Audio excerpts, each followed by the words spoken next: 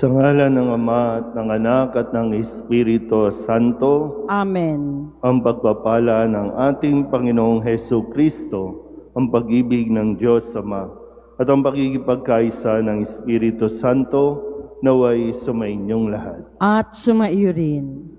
Mga kapatid, aminin natin ang ating mga kasalanan upang tayo'y maging marapat gumanap sa banal na pagdiriwang.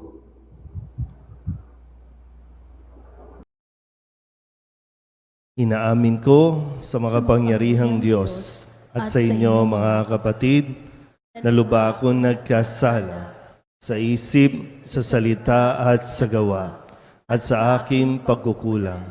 Kaya isinasamo ko sa mahal na Birhen Maria, sa lahat ng mga anghel at mga banal, at sa inyo mga kapatid na ako'y panalangin sa Panginoong ating Diyos. Kaawaan tayo ng makapangyarihang Diyos, patawarin tayo sa ating mga kasalanan at patnubayan tayo sa buhay na walang hanggan. Amen. Panginoon, kaawaan mo kami. Panginoon, kaawaan mo kami. Kristo, kaawaan mo kami. Kristo, kaawaan mo kami. Panginoon, kaawaan mo kami. Panginoon, kaawaan mo kami. Manalangin tayo. Ama naming makapangyarihan, itaguyod mo ang aming ginagampanan alinsunod sa iyong kalooban, upang sa ngalan ng anak mong mahal, kami maging marapat magkaroon ng karagdagan sa aming paggawa ng mga kabutihan sa pamamagitan ni Jesucristo kasama ng Espiritu Santo magpasawalang hanggan. Amen. Pagbasa mula sa ikalawang aklat ni Samuel. Noong mga araw na iyon, sinugo ng Panginoon kay David si Propeta Nathan. Pagdating doon ay sinabi niya, sa isang lungsod ay may dalawang lalaki. Mayaman ang isa at ang isa ay dukha. Maraming kawan at bakahan ng mayaman, samantalang ang dukha ay may isa lamang munting babaeng tupa. Inaalagaan niya ito at pinalaking kasama ng kanyang mga anak. Pinapangko niya ito parang anak na babae. Isinasalo sa pagkain at pinaiinom. Minsan, may manglalakbay na naging panauhin ang mayamang nabanggit. Sa halip na sa kanyang kawang kumuha ng hayop na papatayin, ang kaisa-isang tupa ng dukhang iyon ang kanyang kinuha. At iyon ang inihanda niya para sa kanyang panauhin. Napasigaw sa galit si David. Naririnig tayo ng Panginoon. Ang taong iyo'y dapat mamatay. Kailangan magbayad siya ng 4 na ibayo sa kanyang ginawa, sapagkat inapi niya ang dukha. Sinabi agad ni Nathan kay David, kayo ang lalaking iyon. Ito ang sinabi sa inyo ng Panginoon. Yamang ako'y tinakwil mo at kinuha mo ang asawa ni Urias, tandaan mong laging may mamamatay sa patalim sa iyong sambahayan. Sinabi pa rin ng Panginoon, pagkakagalitin ko ang iyong sambahayan, sa harapan mo'y ibibigay ko sa iba ang iyong mga asawa, at sisipingan sila kahit araw. Ginawa mo ito ng lihim, hayag kitang parurusahan at makikita ng buong Israel. Sinabi ni David kay Nathan, tunay ako nagkasala sa Panginoon. Sumagot si Nathan, kung gayo'y pinatatawad ka na niya at hindi ka mamamatay. Gayunman, yamang nilapastangan mo ang Panginoon, ang magiging anak mo ang mamamatay. At umuwi na si Nathan. Tulad ng sinabi ng Panginoon, ang anak ni David sa asawa ni Urias ay nagkasakit ng malubha. Dumalangin si David para gumaling ang bata. Nagdamit siya ng sako at nag-ayuno at sa lupa nahiga ng gabing iyon. Lumapit sa kanyang matanda sa palasyo at hinimok siyang bumangon. Ngunit tumanggi siya. Ayaw rin niyang kumain. Ang salita ng Diyos. Salamat sa Diyos. Ang tugon po sa bawat saknong ng salmo Diyos ko sa aking likhain, tapat na puso't loobin. Ulitin po natin. Diyos ko sa aking likhain, tapat na puso't loobin. Isang pusong tapat sa aking likhain. Bigyan mo, O Diyos, ng bagong damdamin. Sa iyong harapay, huwag akong alisin. Ang Espiritu mo ang papaghariin. Diyos ko sa aking likhain, tapat na puso't loobin. Ang galak na dulot ng iyong pagliligtas, ibalik at ako ay gawin mong tapat. Kung magkagayon na, aking tuturuang sa iyo lumapit ang makasalanan. Diyos ko sa aking likhain, tapat na puso't loobin. Ingatan mo ako, Diyos kong manunubos. Ang pagliligtas mo'y galak kong ibabantog.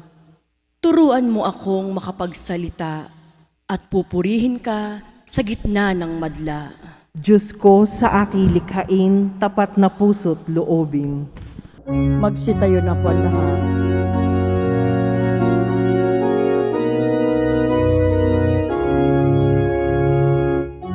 Hallelujah, hallelujah, hallelujah. Hallelujah, hallelujah.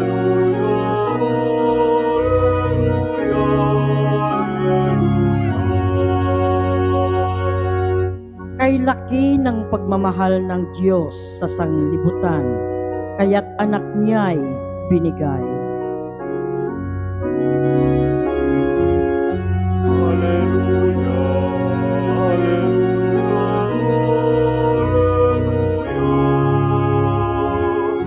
hallelujah, hallelujah.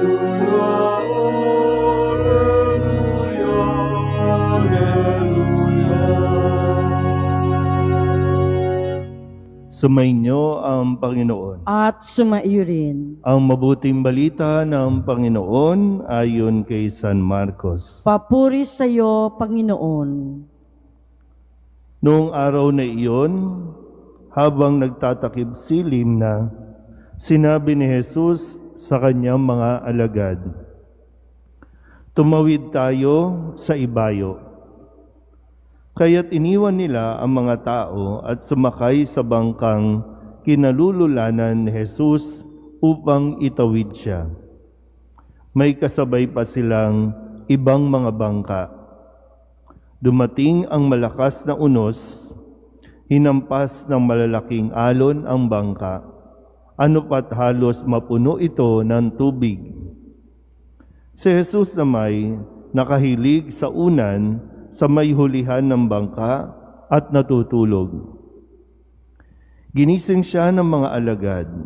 "Guro," anila, "di ba ninyo alintana? Lulubog na tayo." Bumangon si Jesus at iniutos sa hangin, "Tigil." At sinabi sa dagat, "Tumahimik ka."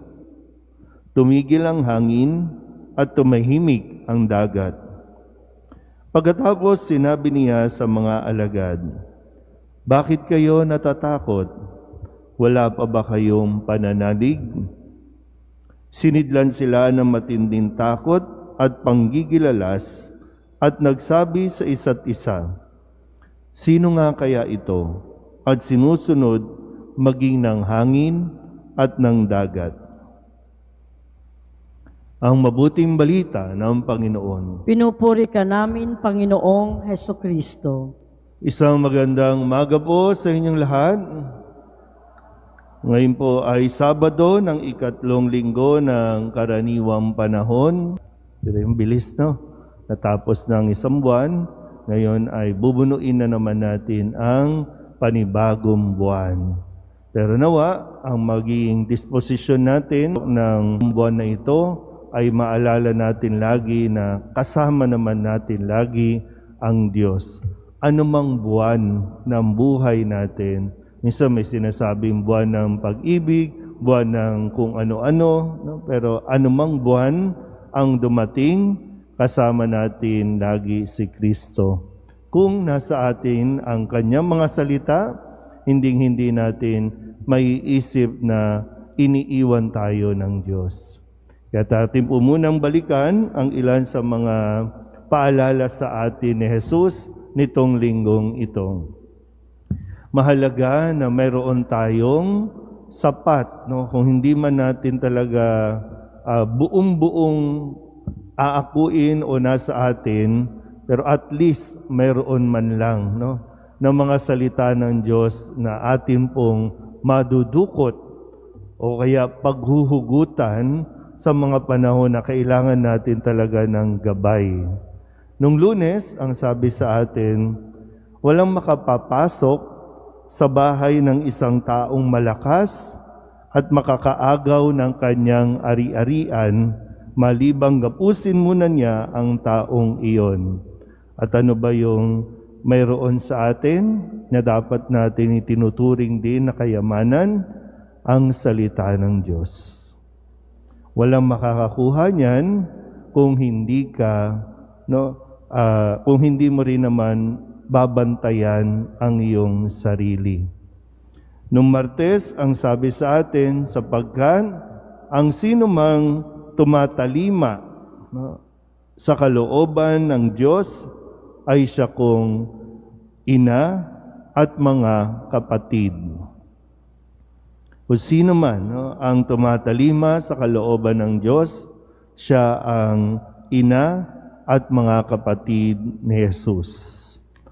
Nung Miyerkules, ang sabi din sa atin, para paalala sa atin, anong uri ng tagapakinig tayo? Anong uri ng lupa tayo na ngayon ay hinahasikan tayo ng binhi? At ang binhi ay ang salita ng Diyos. Pero anong uri ng recipient tayo? Anong uri ng tumatanggap tayo? Ito yung paggamit ng paghahasik, sa mga iba't ibang tumatanggap nito. Ang sabi ni Jesus, ngunit ang iba'y tulad ng binhing nahasik sa matabang lupa. Kasi mayroong sa batuhan, sa dawagan, sa tabi ng daan, pero mayroon sa matabang lupa. At ang matabang lupa, ito yung pinakinggan nila at tinanggap ang salita at sila'y nagsipamunga. May tig 30, may tiga 60, at may tig 100. At ang paalala ni Jesus nung Huwebes, unawain ninyong mabuti ang inyong naririnig. Unawain ng mabuti. Minsan, meron kasi mga out of context, gagamitin natin ang salita ng Diyos sa ganitong konteksto na hindi talaga umuubra. So, unawain ng mabuti. At kahapon, ang sabi din naman, kapag natanim na at lumago, ito'y nagiging pinakamalaki sa lahat ng puno ng gulay. Ito yung paggamit ng mustasa. Paano ba maihahalin tulad? Saan ba maihahalin tulad ang paghahari ng Diyos? So sa paggamit ng mustasa, buto ng mustasa, na kapag lumago o natanim na, magiging pinakamalaki sa lahat ng puno ng gulay at magkakasanga ito ng malalabay, ano pat ang mga ibon ay nakapampamunga sa mga sanga nito. At ngayon, maganda po na tayong lahat ay tinatanong din ni Jesus, bakit kayo natatakot? Wala pa ba kayong pananalig? Ang kwento, sila ay tatawid ng dagat at huwag nating kalimutan po, sila ay papunta sa kabilang ibayo, dumating ang unos, hinampas ng alon ang kanilang bangka, at sabi halos mapuno na ang kanilang bangka. Nasaan si Jesus? Nasa bangka. Anong ginagawa ni Jesus? Natutulog. Samantalang ang mga alagad, natataranta na, takot na takot na. Kukuha po ba? Kasama si Jesus. Kung lulubog, lulubog si Jesus. Minsan, di ba, mga simpleng sagot sa mga problema natin. Kasi may mga problema, lahat naman ng problema may solusyon. No? Lahat naman ng pinagdadaanan natin, huwag nating isipin at huwag nating hayaang malamon tayo o kainin tayo ng takot. Kasi kapag ang isang taong napangunahan ng takot, wala na itong, parang, di ba, yung guguho na ang paligid niya, tumitigil na anumang unos, no? Iba't ibang unos ng buhay natin, unos ng pagkakasakit, unos ng paghihiwalay, unos ng pagkatanggal sa trabaho, unos ng pagkawala ng business, anumang unos yan. Pero tandaan natin, no? Kasama lagi si Jesus. Nandoon siya eh. Kaya ang tanong nga ni Jesus, bakit kayo natatakot? Wala pa ba kayong pananalig? Magandang katanungan na patuloy natin mapagnilayan ngayong araw na ito. Kalmahan lang natin. May mga problema na kailangan mo lang itulog. May mga problema na kailangan mo lang ipahinga. May mga problema mas kailangan na kalmahan mo lang kaysa yung matarantak tayo at kung ano-anong mga paraan ang gagawin at iisipin natin na hindi naman talaga. No? Kung may unos, kasi yung unos na naranasan nila, parang normal yan eh. It's a natural thing. Sa hangin, sa dagat, lumindol man, bumagyo man, nature yan eh. Kung mangyari man, babangon ulit, magsisimula ulit. Pero wag nating isiping wala si Jesus sa karanasan natin ito. Amen?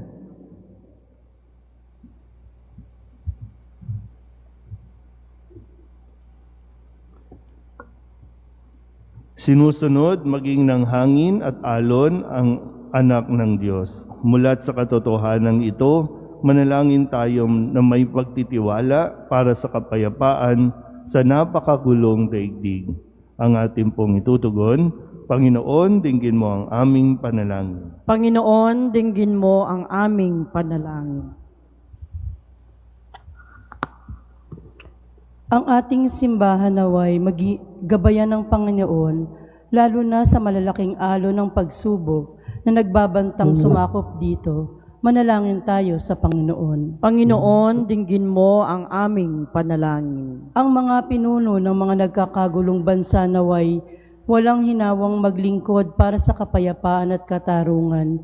Manalangin tayo sa Panginoon. Panginoon, dinggin mo ang aming panalangin. Ang mga mandaragat, namamalakaya, at lahat ng may kabuhayan sa karagatan naway mapanatili sila sa kaligtasan sa pamamagitan ni Maria, ang tala ng karagatan. Manalangin tayo sa Panginoon. Panginoon, dinggin mo ang aming panalangin. Ang mga may kapansanan at yung mga may pabalik-balik na karamdaman naway makatagpo ng kapayapaan sa pagpapagaling ng kapangyarihan ni Kristo. Manalangin tayo sa Panginoon. Panginoon, dinggin mo ang aming panalangin. Ang mga yumaon naway maranasan nila ang walang hanggang kapayapaan ni Kristo. Manalangin tayo sa Panginoon. Panginoon, dinggin mo ang aming panalangin. Idulog din natin sa Panginoon ang ating mga personal na kahilingan at mga panalangin para sa ating mga pamilya. Kasama din ang mga kahilingan ng mga nanonood sa online. Lahat ng mga misang pasasalamat, espesyal na intensyon, agarang paggaling ng mga may sakit, at ang lahat ng mga kaluluwa na inihiling na ipagdasal sa misang ito.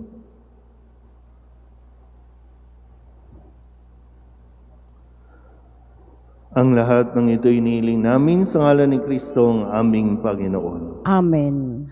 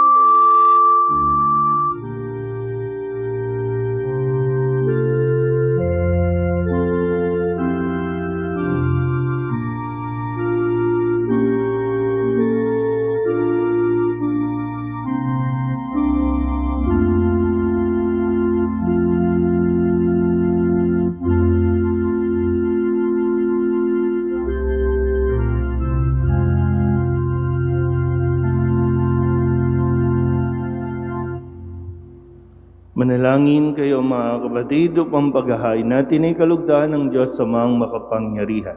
Tanggapin nawa ng Panginoon itong pagkahain sa iyong mga kamay, sa kapurihan niya at karangalan sa ating kapakinabangan at sa buong sambayanan niyang banal. Ama naming lumikha, tanggapin mong malugod ang aming mga handog, ngayong ang kabanalan ay iyong dulot. Kami sumasamo sa iyo't lumuluhog upang kaligtas ay iyong ipagkaloob sa pamamagitan ni Jesucristo, kasama ng Espiritu Santo, magpasawalang hanggan. Amen. Sumainyo ang Panginoon. At sumaiyo rin. Itaas sa Diyos ang inyong puso at diwa. Itinaas na namin sa Panginoon. Pasalamatan natin ang Panginoong ating Diyos. Marapat na siya ay pasalamatan. Ama naming makapangyarihan, tunay nga marapat na ikaw ay aming pasalamatan. Pinagbibigyan mong ito'y aming maihayag, kahit na ito'y walang anumang maidaragdag, sa kadakilaang sa iyo ay likas. Sa pagpupuri nami ang nakikinabang, ay kami ring iyong pinakikiharapan sa pamamagitan ng iyong anak na minamahal.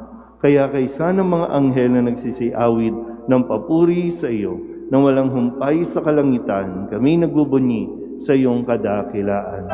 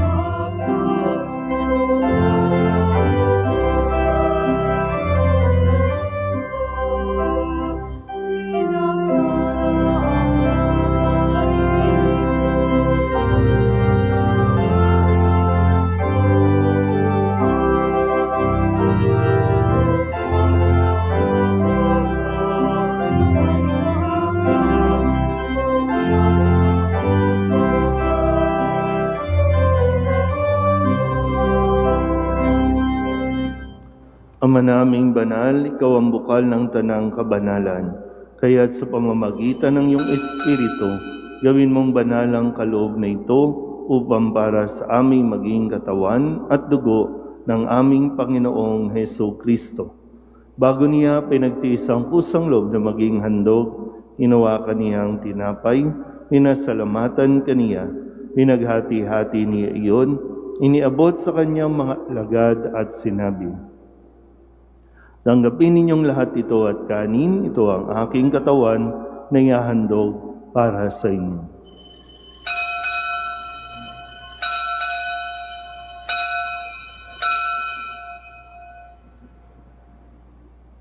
Gayun din naman nang matapos ang hapunan, hinawakan niya ang kalis, muli kaniyang pinasalamatan.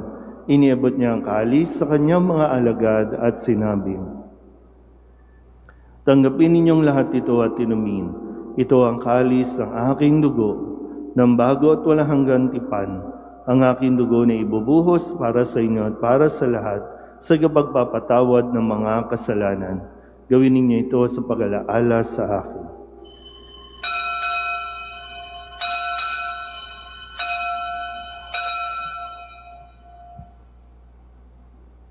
Ipagbunyi natin ang misteryo ng pananampalataya.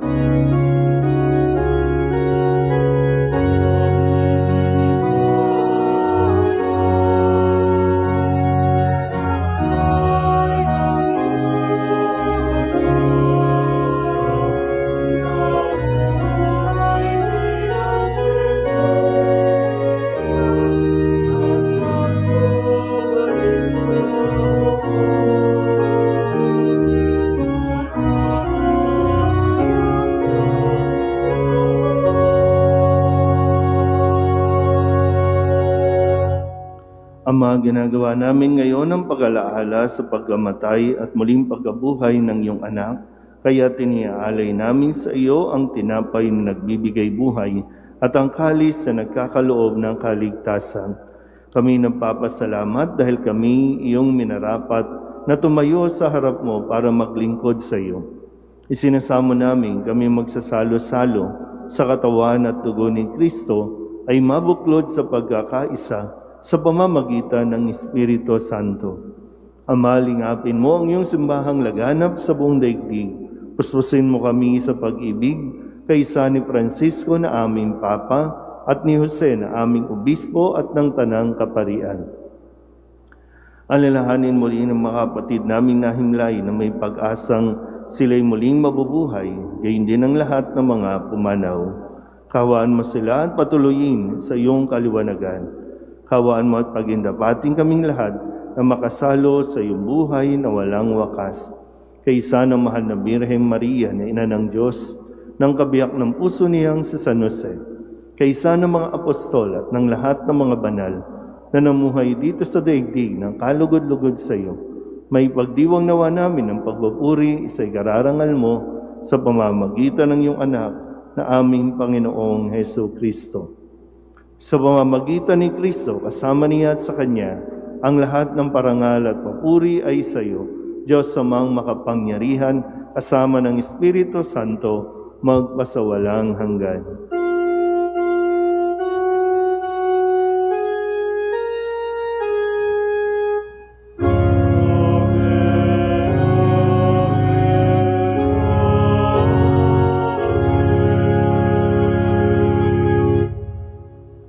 Sa tagubili ng manakagagaling na utos at turo ni Jesus sa Panginoon natin na Diyos, ipahayag natin ang lakas loob.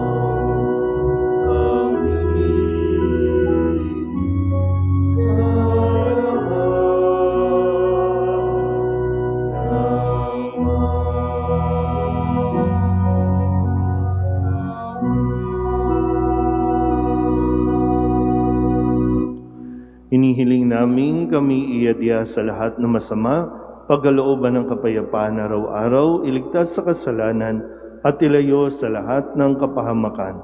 Samantalang aming pinananabikan ang dakilang araw ng pagpapahayag ng tagapagligtas naming sa Heso Kristo.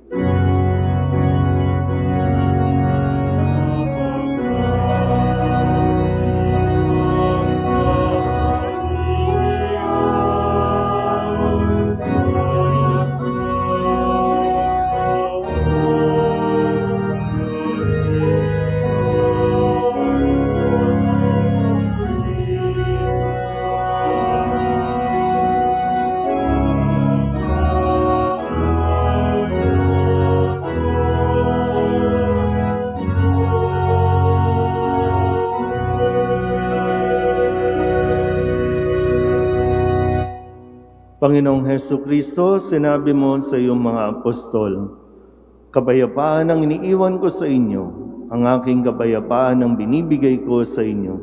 Tunghayan mo ang aming pananampalataya at huwag ang aming mga pagkakasala.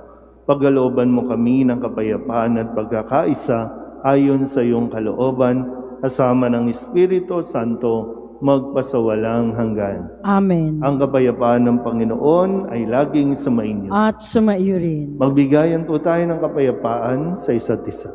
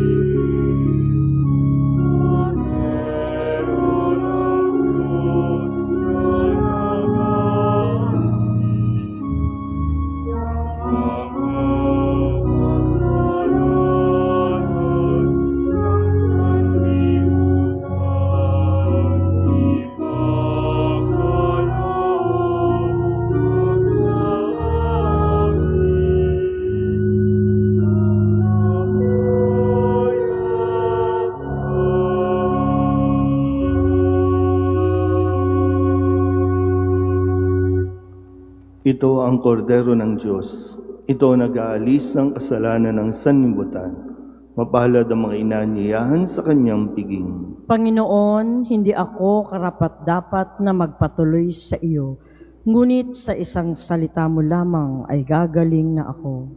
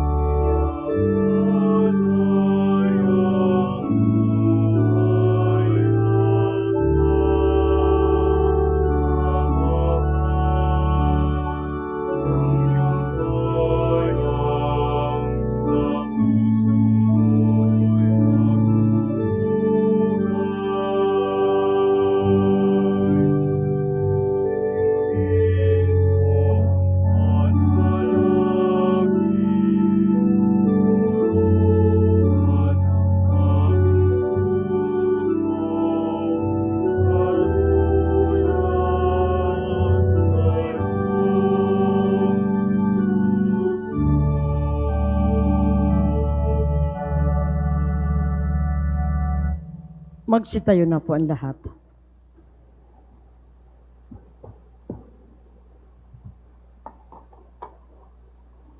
Manalangin tayo.